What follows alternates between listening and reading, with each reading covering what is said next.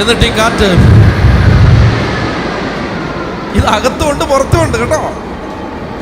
ഈ കാറ്റ് യേശുവിൻ്റെ അകത്തുമുണ്ട്, യേശുവിൻ്റെ പുറത്തുമുണ്ട്.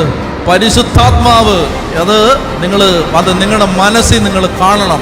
ഈ കാറ്റുണ്ടല്ലോ, ഉഗ്രരൂപം കൊണ്ടൊരു കാറ്റാണിത്. ദുഃഖവെള്ളിയാഴ്ച സങ്കടം കടിച്ചമർത്തി മറഞ്ഞിരുന്നൊരു കാറ്റാണിത്. ദുഃഖവെള്ളിയാഴ്ച തോരാത്ത കണ്ണുനീരോടെ കരഞ്ഞൊരു കാറ്റാണിത്. എനിക്ക് പുറത്തു വന്നൊന്നും ചെയ്യാൻ പറ്റുന്നില്ലല്ലോ എന്നോർത്ത് വിഷമിച്ചൊരു കാറ്റാണിത്.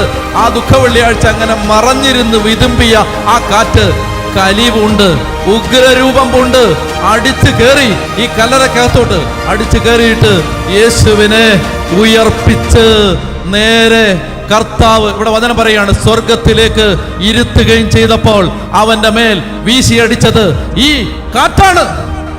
ഇത് ദൈവത്തിന്റെ ആത്മാവിന്റെ കാറ്റാണ്. പ്രപഞ്ചത്തിലെ ഏറ്റവും വലിയ അത്ഭുതം ചെയ്ത കാറ്റാണ്.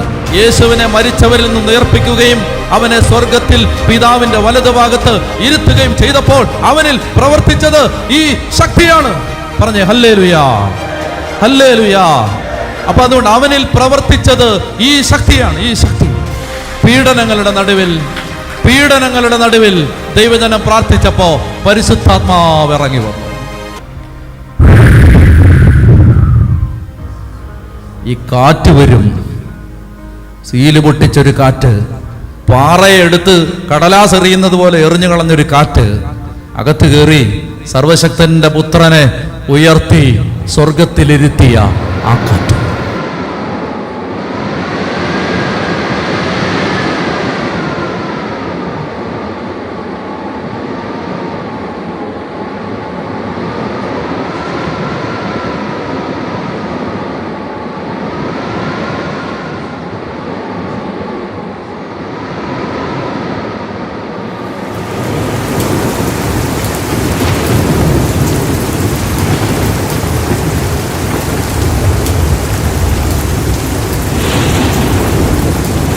പരിശുദ്ധാത്മാവ്